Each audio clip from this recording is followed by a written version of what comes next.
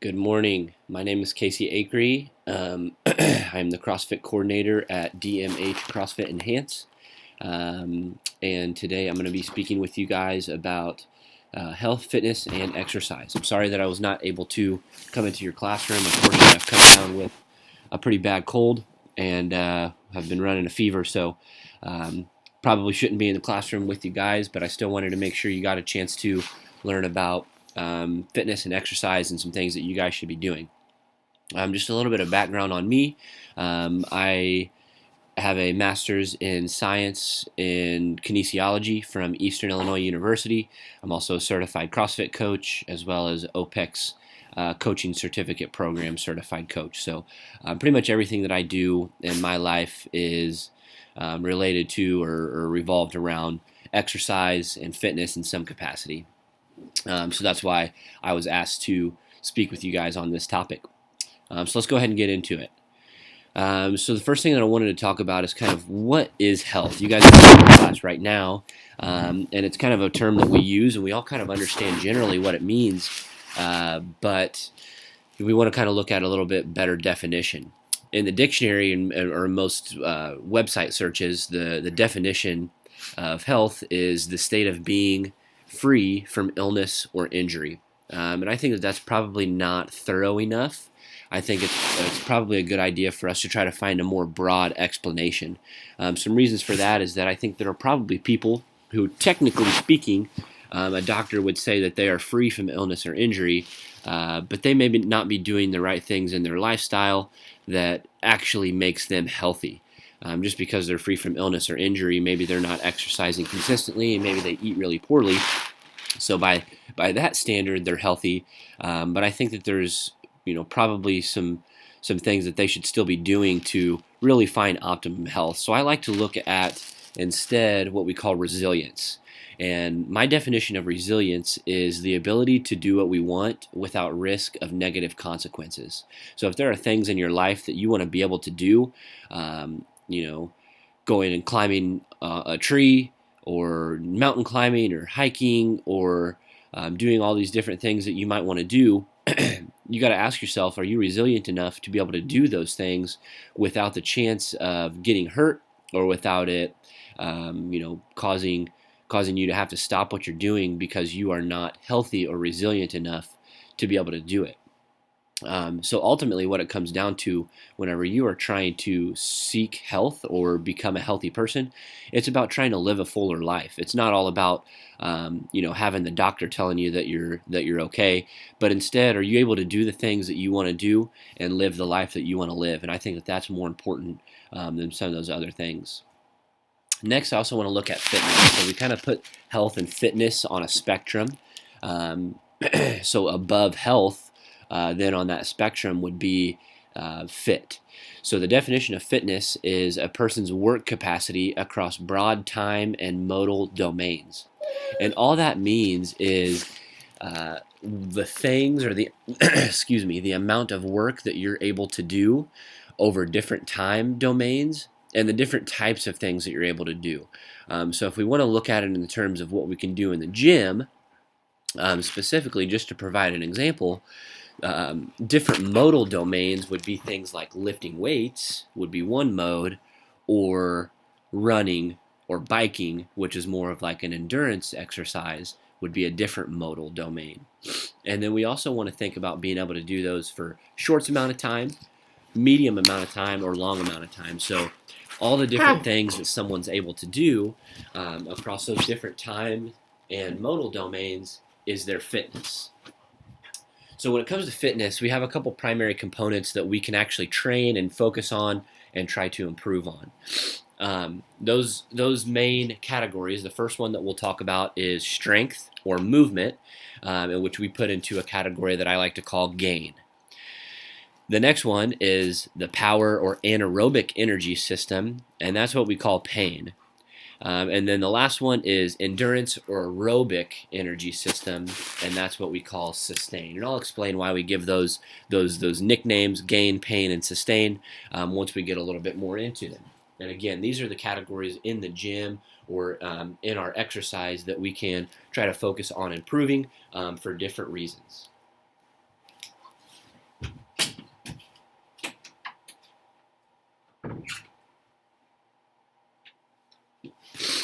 So the first one we're going to talk about is gain.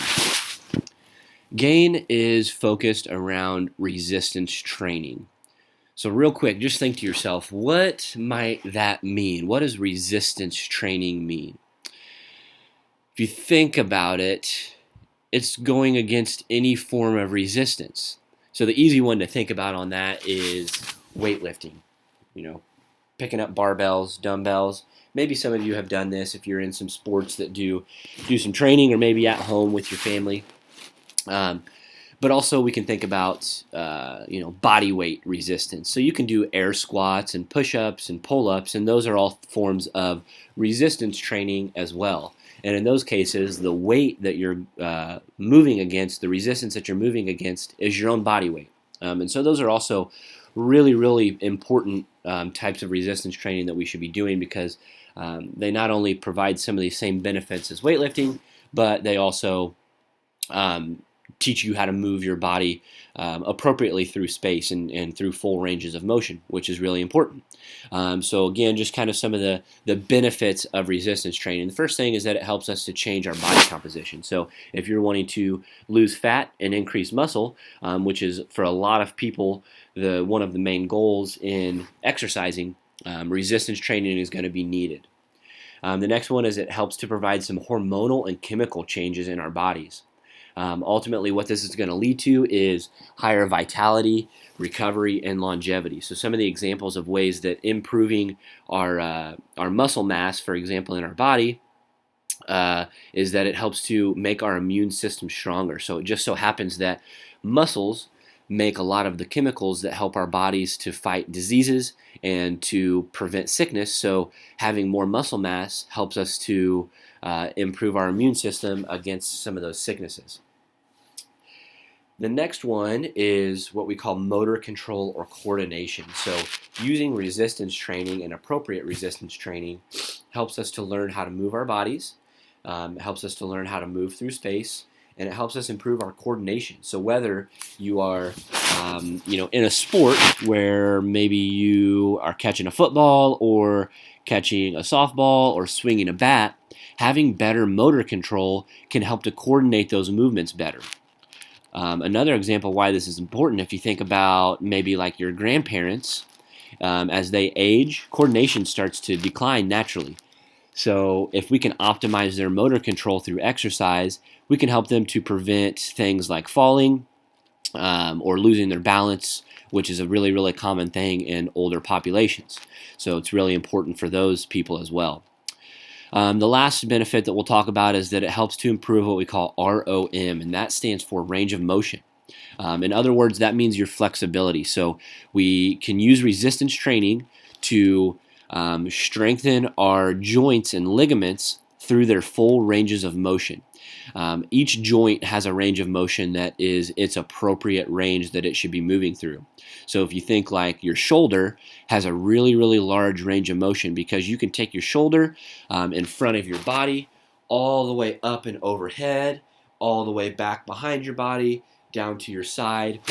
And then everything within that, once we get back to where we started, is your shoulder's range of motion. So we want to be able to be strong and flexible in all of our joints through their appropriate ranges of motion, and resistance training can help us to do that. Some of the movements that we can try to do in our resistance training, also what we call our primal movements, or our major movement patterns. And these are just movements that our bodies as humans were made to do. So just for example, squatting, so standing from a tall position and then lowering our hips all the way down below our knees. Lunging, so a single leg exercise where you're just going to step out, lower until your knee touches the ground, and then stand up from that point. So any single leg exercises. Hinging, so a hinge movement is where we basically, with a neutral spine, we bend over to the ground and then pick something up off of the ground. The next one is a push, so something like push-ups is an example of a push, as well as if we were to take something from our shoulders and lift it up overhead, that's also called a push. Pull exercise, so just kind of opposite of that, doing something like a pull-up. If you're on like a pull-up bar and you get your chin up over the bar, that's an example of a pulling movement. And then lastly, the final primal movement is what we call core, or midline stabilization. So if you have ever done planks where you are trying to keep your body nice and straight and not allow your spine or your hips to drop towards the ground, that's an example of a core exercise. Excuse me. And the last thing when we talk about gain is that we have what we call a strength continuum. And we're not going to get too detailed about this, but basically what this is like a progression of where you want to start to eventually get to.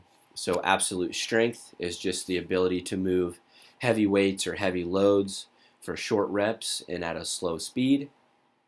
Strength speed is lifting moderately heavy weights relatively fast. So something like, if anyone has ever done movements in the weight room like a power clean, that's an example of a strength speed movement. Speed strength is something where the load is low, the resistance that you're pushing against is low, and the speed is pretty high. So an example of that would be like a weighted box jump. If you hold weights at your side and jump up onto a box, that's speed strength. And then lastly is absolute speed. So that's something like sprinting. So that's just a progression that you, especially for athletes, want to move through to make sure that you're covering all of the different levels of the strength continuum to optimize the end goal. Pain is the next category. This is what we call the power or anaerobic energy system. So we're not going to talk too much about this because it's pretty specific to certain people, and that would usually be athletes. This is what we call unsustainable work, or training of the glycolytic energy system. So the pain category is something like max effort sprinting or doing work that causes a really, really intense feeling. Something like a CrossFit workout, or if you guys have ever done any exercise where you're doing circuits, where you're just basically going as hard as you possibly can until you have to stop. Those are examples of glycolytic energy system work. The key to understand with this is that it's not absolutely necessary to achieve health. So what we talked about at the beginning, it's not needed to be able to live a full life for most people.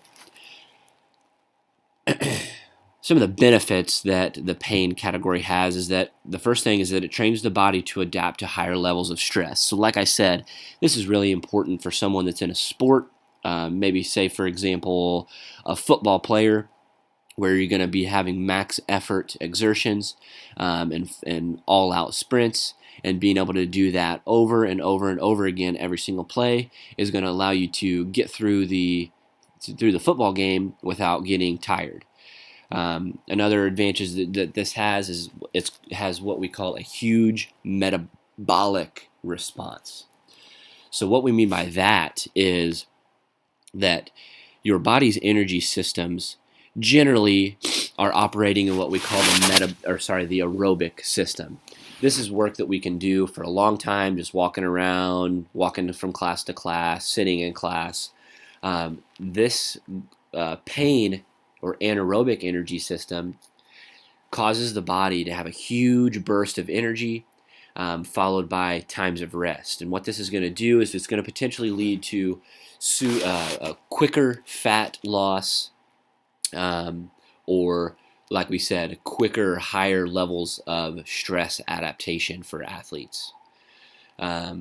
Lastly, what this does, it helps to improve some of the other energy systems. So it kind of gives a boost. We call it a boost to some of the other energy systems. So if you've always only been training what we call the aerobic energy system, so doing things like walking or slow running, adding in some of this work can help to give a boost to those other levels of energy production. Some of the negatives with this is that it is a more stressful form of exercise, so it causes slower recovery and can be potentially damaging to your body if you're not able to express it or recover from it, or if you haven't built up a good base of support to do it. So if you have someone who hasn't exercised for a long time, they're going to want to start with some of the other forms of exercise before they get into this form of exercise. We want to kind of build them up to this before we try to have them do this type of work. The last one is what we call sustain, and this is going to be one of the most important and universally applicable forms of exercise. So this is the aerobic energy system that I talked about. Ultimately, what this is going to lead to is what we call longevity. So being able to move through life and have energy and vitality when you're young, when you're in your middle years, and when you're even an older adult or someone like a grandparent. The aerobic system creates that base of support that I talked about to be able to do more intense forms of work. So what we want to do is we want to start with long and slow work, so walking for maybe up to an hour, and then we'll from there progress to shorter and faster work. So doing something like a 30-minute jog at a moderate pace, and then maybe we get even faster where we're doing something like a 10-minute faster paced run. And so we want to build up the long and slow work and then gradually progress to that shorter and faster work. This is really important, sustain or aerobic energy system work, because it's going to improve the function of the lungs, the heart, and the muscles. Obviously, you guys probably understand at this point that that's really important. Keeping our heart nice and strong, since heart disease is one of the most common causes of death in the United States. Doing aerobic energy work is going to help us to keep our heart nice and strong and resist some of those negative effects that we see in a lot of adults in the United States right now.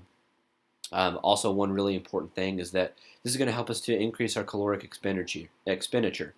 Aerobic work, while you're doing it, your body increases the amount of energy that it has to produce. Obviously, if you're breathing heavier and your heart rate is up and your muscles are working, your body's going to have to provide more energy.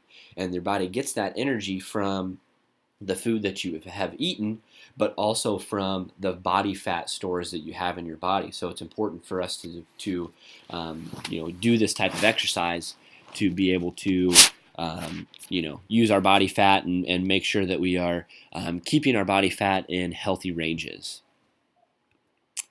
So real quick, I just want to talk about the difference between health and performance, because I've talked just a little bit about some different things that those different categories should do. So it's just important to keep in mind that a healthy person, it should be about balance and not trying to focus on any one category over the other.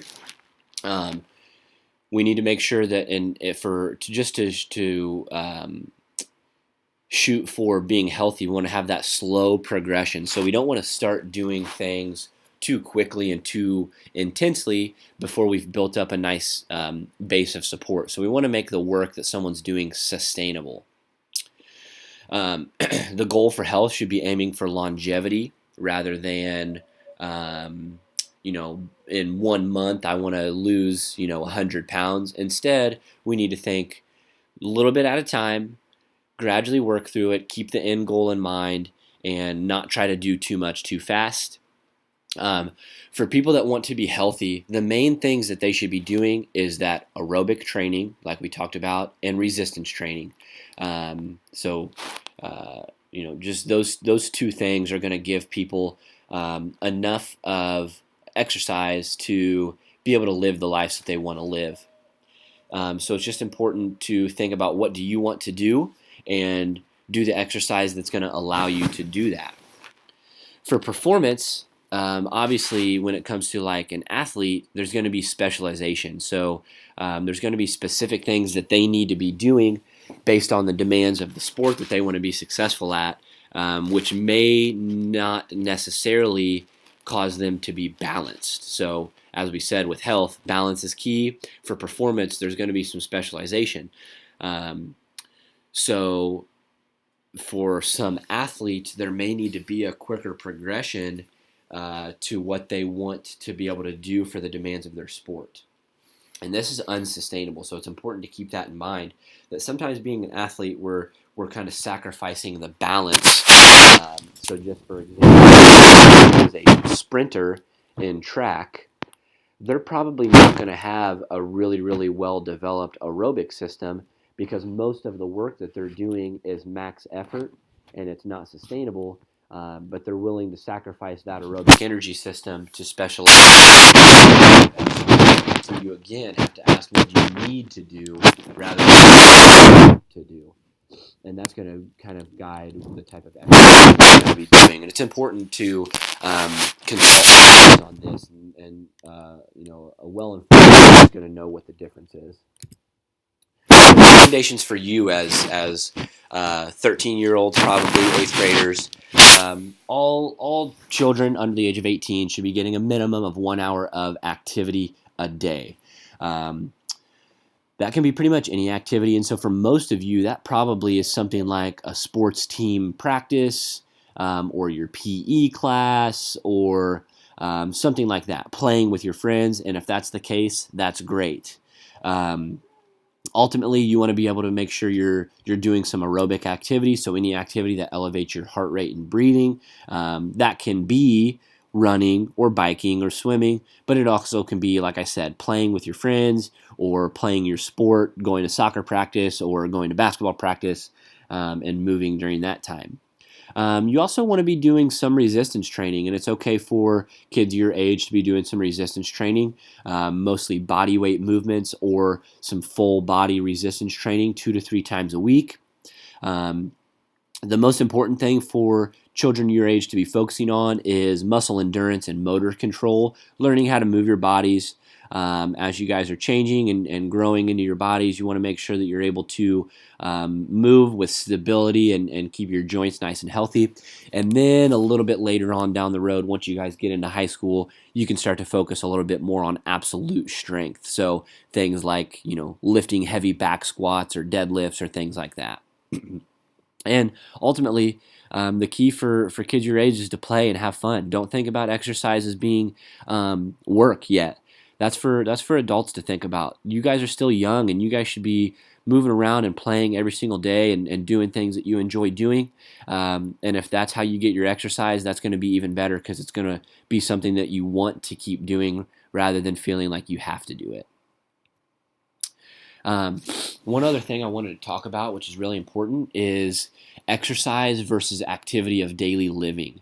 So exercise is specifically defined as activity that's intended for the specific goal of improving wellness, health, or fitness, some of the things we've been talking about. So going to the gym, getting on a treadmill, lifting weights, going for a run.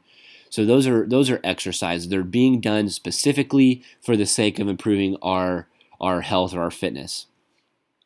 Activities of daily living, on the other hand, are just activities that you have to do for life, for work, for school. So walking from class to class, or taking out the trash, or taking your dog for a walk. Those are all activities that you have to do for your life. Unfortunately, activities of daily living have been decreasing significantly in modern times. We have a lot of jobs these days for adults where they do a lot of sitting in front of a computer rather than working on a farm, for example. So as we improve our technology and we become more modern and specialized, daily activity just from life needs has gone down a lot, and that's one of the major causes of the high rate of obesity and heart disease in the United States. So we want to think about some ways that we can increase our activity of daily living naturally, just to get a little bit more, not structured exercise, but just general movement and activity throughout the day. So some things that we can think about is maybe parking further away from the grocery store. So if you're with your parents and you're going to the store, everyone's looking for those closest spots to the store. And if you look, which are always the spots that are being taken up? They're the ones that are closest to the store. Instead, you can look for the parking spot that's further away so that you have a longer walk into the store and a longer walk leaving the store. Another thing is probably a lot of your parents these days are doing the call ahead grocery shopping, where someone does the shopping for you and then just brings it out to your car. That's reducing a huge amount of activity. It probably used to be about an hour of activity for an adult before that they're now an easier way to do it. So I would encourage you guys to maybe tell your parents that that's only for specific cases when you're in a hurry, or you have a lot of other things going on that you're needing to do, not every single time that they're going to the store. Another thing that you can do is to make sure you take the stairs instead of an elevator and escalator. Spend less time sitting. So instead of going home and immediately getting on the couch and watching TV or getting on your phone, tablet, computer, go for a walk. Go outside. Spend less time sitting down. We do too much of that, and you guys probably have a lot of that while you're at school. So when you go home in the evenings, you should be doing something else other than sitting. All of those things are going to help us to increase our daily activity, which is basically getting exercise without having to do exercise. Well, one last thing that I wanted to discuss is lifestyle. And so I know you guys talked about some nutrition on Monday with Seren. So I just wanted to mention that you can't out-exercise a bad lifestyle. And there's a lot of people that say that as long as you exercise enough, you can eat whatever you want, you can drink whatever you want, you can do whatever you want, but that's not the case, and that's not going to lead to health. So some important lifestyle guidelines is to make sure that you're drinking plenty of water, sleeping 7 to 8 hours a night, spending time outside in the sun, eating a balanced diet with lots of vegetables and real foods. And you guys probably talked about that on Monday. Eating real foods is the best thing that you can do. So not something that comes in a box, but instead real meats, vegetables, fruits, things that come from the ground or come from the earth. And then lastly, this is a big one. Spend less time on your screens. Put your phone down. Go do something else.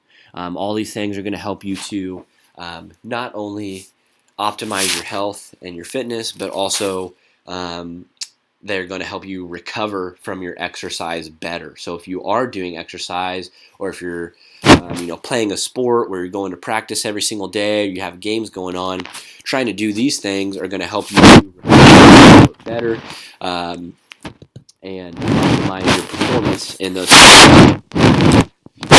Just to kind of wrap it up, you guys. Exercise is just a means to increase health and fitness. It's just part of the picture, though. Just like I said, lifestyle is really, really important. It's important to keep in mind that function is king. So being able to do things well, keeping your body healthy is the most important thing. And then the appearance that you want to have comes along after that. So it's important to not focus too much on how we look, but focus more on what our bodies are able to do. And then most of the time, if we can focus on that, appearance and losing body fat or getting strong muscles are going to come along with that. One big key that I have for kids your age is that Netflix is great, but being able to be independent and do what you want to do is much better. So rather than spending this time in your life being really leisurely and spending a lot of time inside in front of a TV, spend time outside, play a lot of sports, play a lot, and then that's going to help you later on in your life, whenever you're older, be more independent and do the things that you want to do. That if you kind of squander your opportunity to be healthy and fit right now, as you guys have probably seen with a lot of older adults, when they're not able to do those things that they want to do, they're not really independent. So if you guys can focus on the right things now and throughout your young adult life, it's going to help you later on in life be able to continue being independent and doing what you want to do. Ultimately, what it comes down to is that fitness should be about living a larger life. It shouldn't be about looking a certain way. It should be about enjoying your life, being able to, like I said, do the things that you want to do, and being able to maybe later on in life provide a good example for your kids or other people on how they should be living a larger life. Thank you guys very much. And again, I'm sorry that I was not able to make it in to your class today. Hopefully this gave you guys a lot of good information of what you should be doing. If you guys have any questions, feel free to ask Mrs. Culp, and she can send those my way, and I would be happy to provide any answers to questions about exercise that you guys have. Thank you very much.